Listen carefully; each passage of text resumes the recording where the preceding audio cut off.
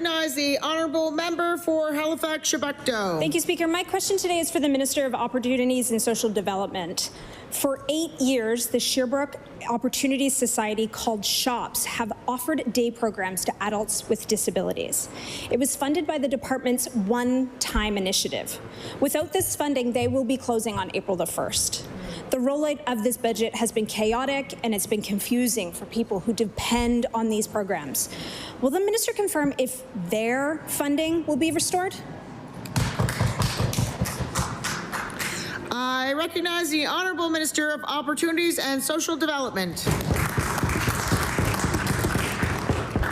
Thank you, Madam Speaker, and thank you to the member for the question.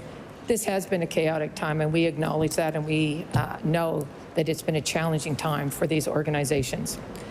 We are going to communicate very clearly today with all of them exactly what has happened.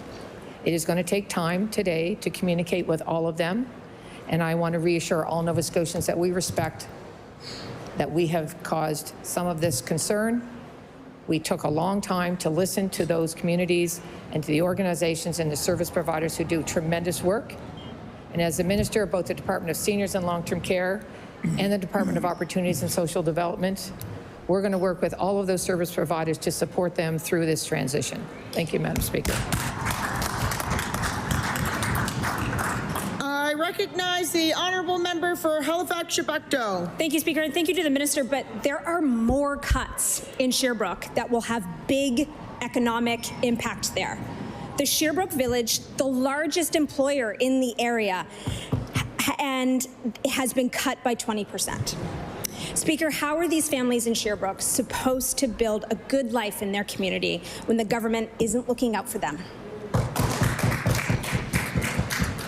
I recognize the Honourable Minister of Opportunities and Social Development.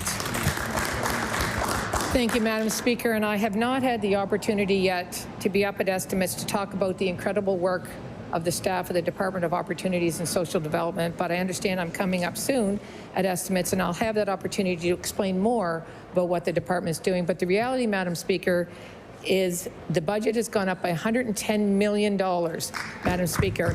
It is a $1.8 billion budget. It is one of the largest budgets that government has to support our most vulnerable.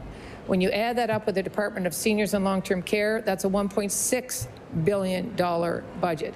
There is an incredible amount of support for vulnerable Nova Scotians and seniors in the province, and we're going to continue to invest in them and to support them.